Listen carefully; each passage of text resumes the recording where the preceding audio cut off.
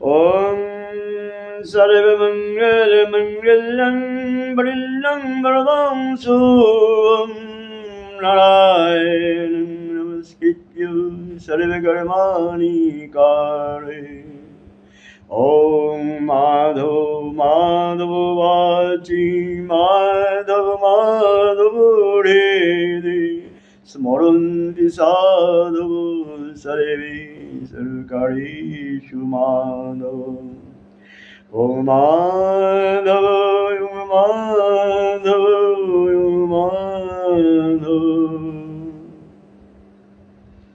আজকে আমি আলোচনা করতে চলেছি আমার পাঠ্যক্রমের দশম খণ্ড,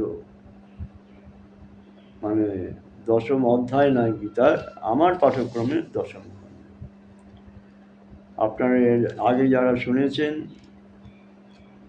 তারা সিরিয়ালি দেখবেন, শুনবেন, এবং যারা নতুন তারা অবশ্যই সাবস্ক্রাইব করবেন যাতে পরবর্তী খণ্ডগুলো আপনাদের কাছে সবার আগে পৌঁছয়।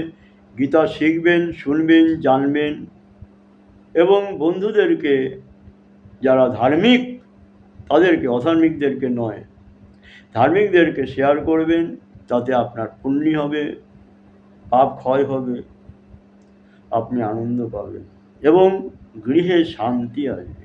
গীতা পাঠ করা, গীতা পাঠ শোনা এবং অপরকে দান করা সবই গৃহে শান্তি আনয়ন করে, এটাই জানবেন। আপনি অনিচ্ছাক্রমে যদি শুনতে চান তাও সাবস্ক্রাইব করে রাখবেন, অন্তত কানে শুনবেন। যারা শিখবেন পাঠ তারা শিখবেন আরও কীভাবে ব্যাখ্যা করলে আপনাদের সুবিধা হবে, কমেন্টস করবেন, জানাবেন। আমার ফোন নাম্বার আছে 9831518417, 9831518417, 9831518417। এর আগের দিন শুরু করেছিলাম, শেষ করেছিলাম কোথায়?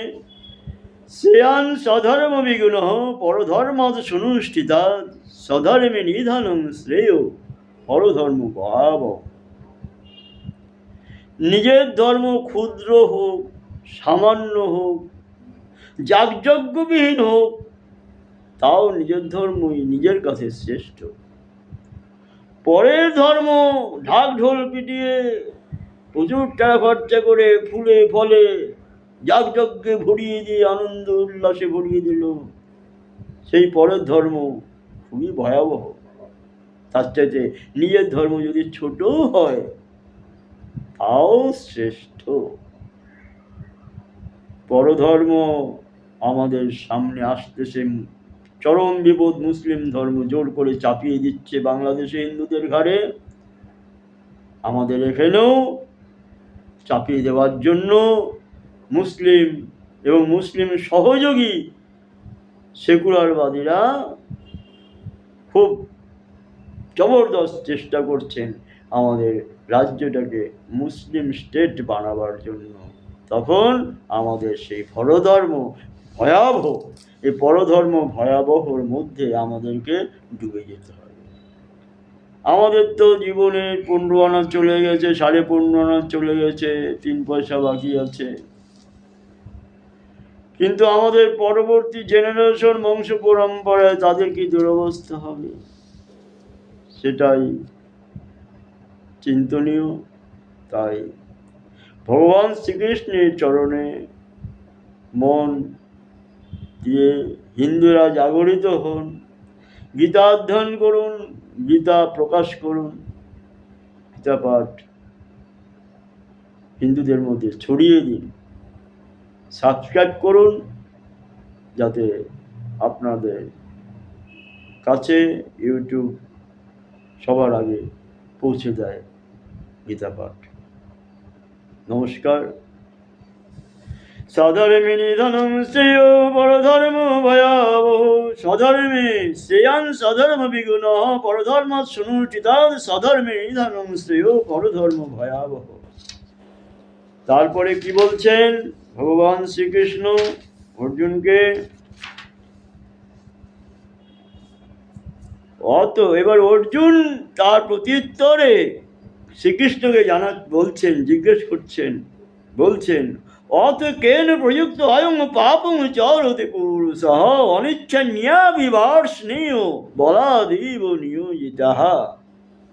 হে অর্জুন, অর্জুন বলছেন কৃষ্ণকে, হে বার্ষ্ণেয়, বার্ষ্ণেয় মানে বাসুদেব কৃষ্ণকে বলা হয় বার্ষ্ণেয়, বার্ষ্ণেয়। তাহলে মানুষ অনিচ্ছা সত্ত্বেও কার দ্বারা বলপূর্বক পাপাচরণ করার জন্য প্রেরিত হয়ে থাকে? অনিচ্ছন্নপি বার্ষ্ণেয় বলাদেব নিয়োজিত। তবে কার দ্বারা? অত কেন প্রযুক্ত হয় পাপং চরতি পুরুষ। তবে মানুষ অনিচ্ছা সত্ত্বেও কার দ্বারা বলপূর্বক পাপাচরণ করার জন্য প্রেরিত হয়? অত অয়ং, তাহলে পুরুষাহ মানুষ অনিচ্ছন্নপি অনিচ্ছা সত্ত্বেও বলাদ বলপূর্বক নিয়োজিত হয় ইব সংযুক্তির ন্যায় কেন প্রযুক্ত। কার দ্বারা? কেন মানে কাহার দ্বারা? কেন মানে শব্দরূপে কিম শব্দ, ককে কম্পুকান, কেন তৃতীয়া বিভক্তি, কেন কাহার দ্বারা প্রযুক্ত, কার দ্বারা প্রেরিত হন? পাপম, পাপের চরতি, পাপের আচরণ করে। তাহলে হে বাষ্ণেয়, হে মধুসূদন, হে কৃষ্ণ, তাহলে মানুষ অনিচ্ছা সত্ত্বেও কার দ্বারা বলপূর্বক পাপাচরণ করার জন্য প্রেরিত হয়ে থাকে? ভগবান শ্রীকৃষ্ণ বললেন, কাম এষ ক্রোধ এষ রজগুণ সমুদ্ভব মহাশর মহাপাবমা বিন্ধেনম ইহ বৈনম। কাম এষ ক্রোধ এষ, কাম এষ ক্রোধ এষ রজগুণ সমুদ্ভব মহাশর মহাপাপমা বিন্ধেনম ইহ বৈরিণম। শ্রী ভগবান শ্রীকৃষ্ণ বলিলেন, রজগুণ হতে উৎপন্ন এই কাম অর্থাৎ কামনাই হলো পাপের কারণ। রজগুণ সমুদ্ভব, কাম এস ক্রোধ এস রজগুণ সমুদ্ভব। রজগুণ হতে উৎপন্ন এই কাম আর কামনা পাপের কারণ। এই কামনাই ক্রোধে পরিণত হয়। মহাশন মহাপাপিমা বিন্ধেনম ইহ বৈরিণম। এই কামনায় পাপে পরিণত, ক্রোধে পরিণত হয়। এটি দুষ্পূরণীয় অর্থাৎ কিছুতে তৃপ্ত হয় না এবং মহাপাপী। এই বিষয়ে তুমি একেই সত্য বলে জানবে।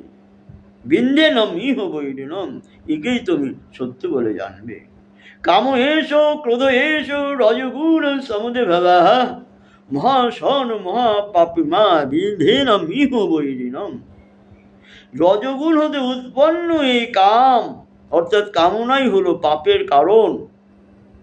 এই কামনাই ক্রোধে পরিণত হয়। এটি দুষ্পূরণীয় অর্থাৎ কিছুতেই তৃপ্ত হয় না এবং মহাপাপী। এই বিষয়ে তুমি একেই শত্রু বলে জানবে।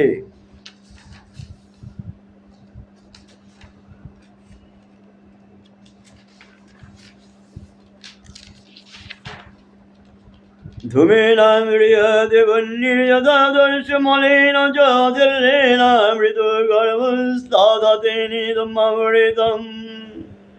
ধূমেন ম্রিয়তে বহ্নির্যথাদর্শ মলেন চ।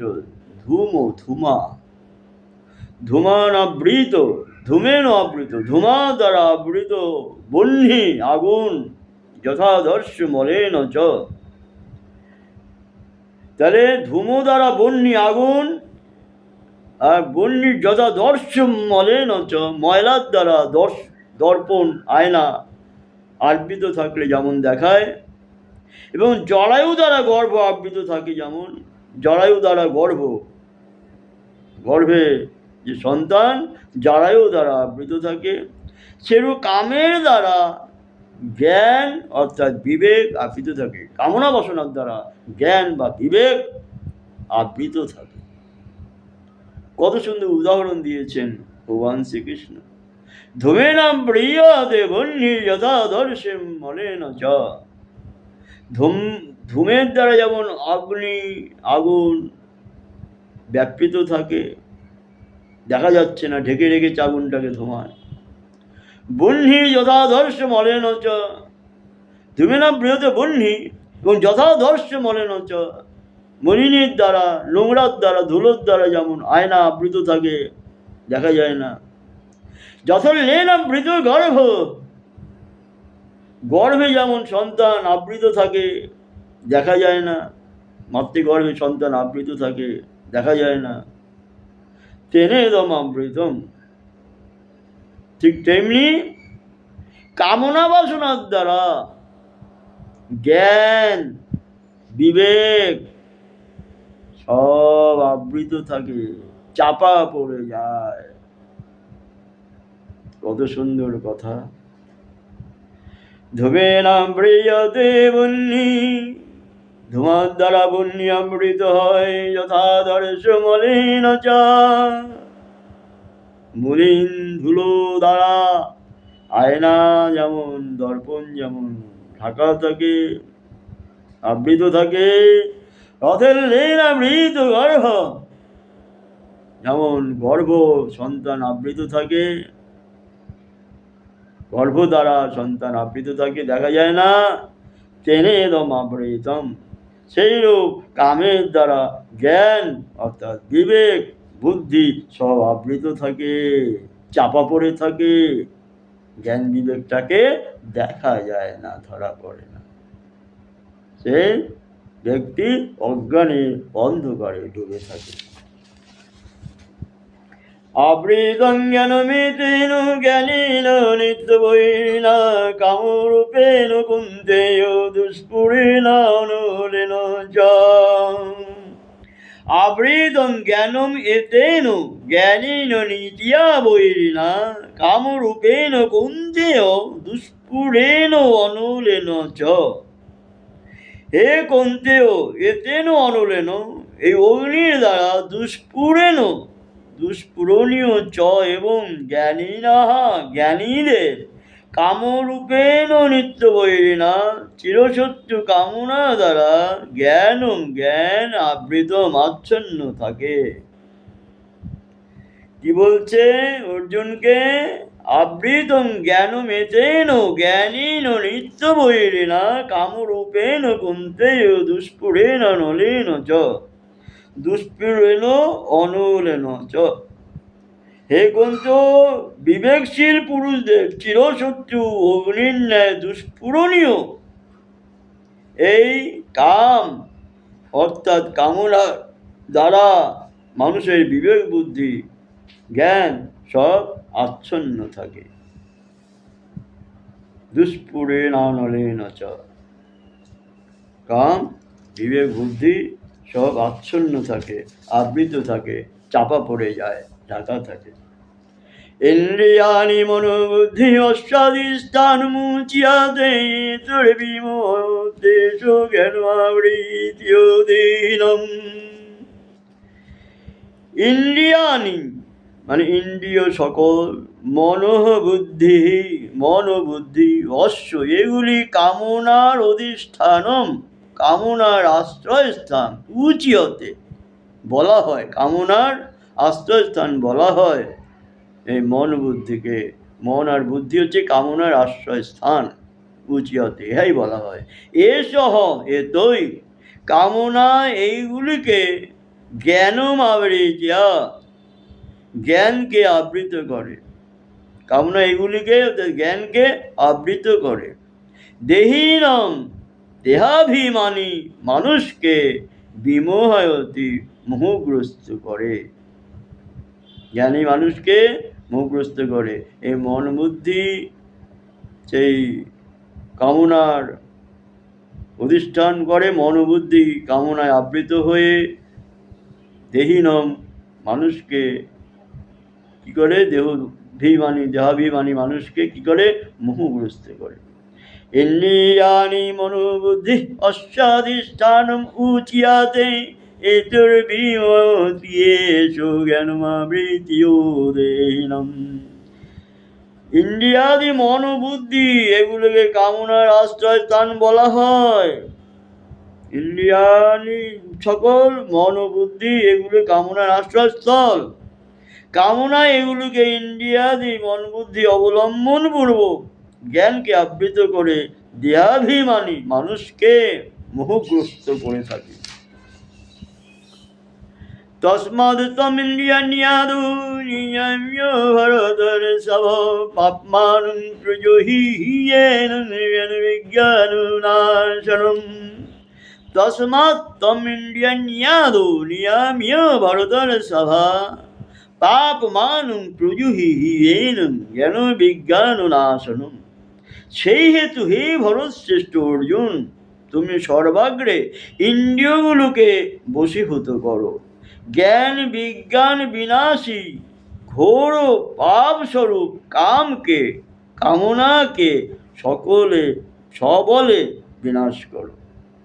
তস্মাৎ সেই হেতু তস্মাৎ তমিন্দ্রিয়ান্যাদৌ নিয়ম্য ভরতর্ষভ, সেই হেতু হে ভরতশ্রেষ্ঠ অর্জুন, তুমি সর্বাগ্রে তম আদৌ আদিতে মানে আগে সর্বাগ্রে ইন্দ্রিয়ানি ইন্দ্রিয়গুলোকে নিয়াম্য বশীভূত করো, নিয়াম্য বশীভূত করো। এনম জ্ঞান বিজ্ঞান নাশনম, এই জ্ঞান বিজ্ঞান বিনাশী পাপমানং অর্থাৎ পাপস্বরূপ কামকে, পাপমানম পাপস্বরূপ কামনাকে হি অবশ্যই প্রজহি সবলে বিনাশ করো। ইন্দ্রিয়াণি পরাণ্যাহু ইন্দ্রিয়েভ্যঃ পরং মনঃ মনসোস্তু পরা বুদ্ধিঃ বুদ্ধিঃ পরতস্তু সঃ। এবং বুদ্ধি পরং বিদ্যা সংস্থাপাত্মানুমাদমনা জুহি শত্রুং মহাবাহো কামরূপং দুরাসদম। ইন্দ্রিয়াণি ইন্দ্রিয় সমূহ পরাণি স্থূল দেহ থেকে শ্রেষ্ঠ, আহু তা বলা হয়ে থাকে, ইন্দ্রিয়েভ্য ইন্দ্রিয়গুলি অপেক্ষা পরম মন শ্রেষ্ঠতর হলো মন।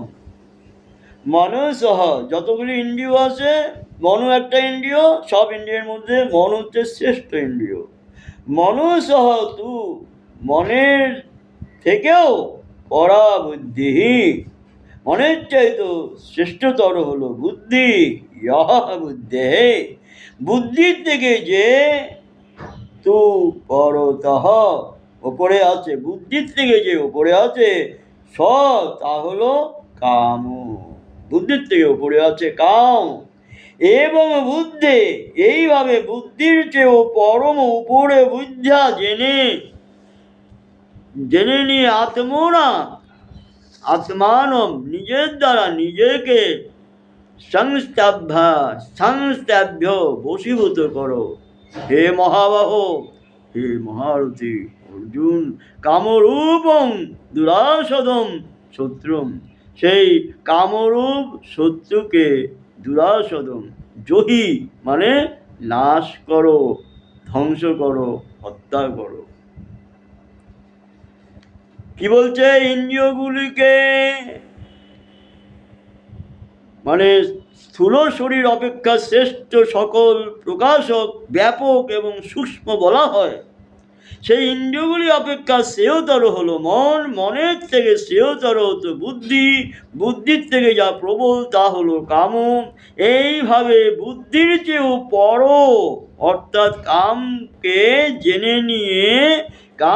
জেনে নিজের দ্বারা নিজেকে তুমি কীরকম করো? কামরূপ দুর্জয় শত্রুকে নাশ করো। ইন্দ্রিয়াণি পরাণ্যাহু ইন্দ্রিয়েভ্যো পরং মনঃ মনসোস্তু পরা বুদ্ধিঃ বুদ্ধিঃ পরতস্তু সঃ। এবং বুদ্ধে পরং বিদ্যা সংস্থাভ্যাত্মনো আত্মনা জহি শত্রুং মহাবাহো কামরূপং দুরাসদম।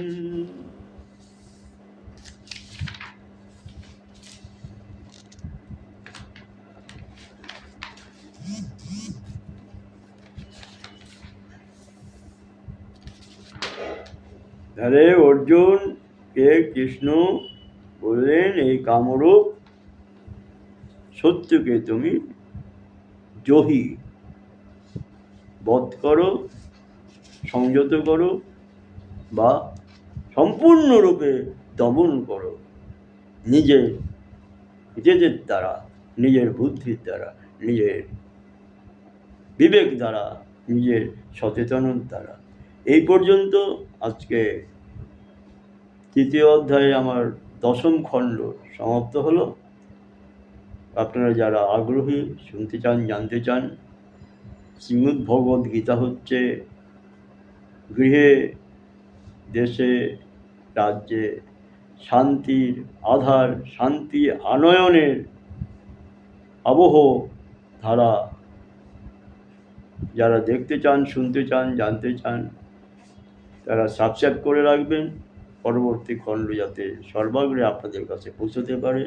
এবং এগুলো যারা ধর্মীয় বন্ধু বান্ধব, পরিচিত, আগ্রহী, তাদেরকে শেয়ার করবেন। করলে পুণ্য ভিন্ন পাপ কখনই হবে না, পাপ আশ্রয় নেবে না আপনার মধ্যে। নমস্কার, ধন্যবাদ। ওং মাধব মাধবাচি মাধব মাধব রে স্মরন্তি সাধব সর্বে সর্বকার্যেষু মাধব। ওং মাধব মাধব মাধব।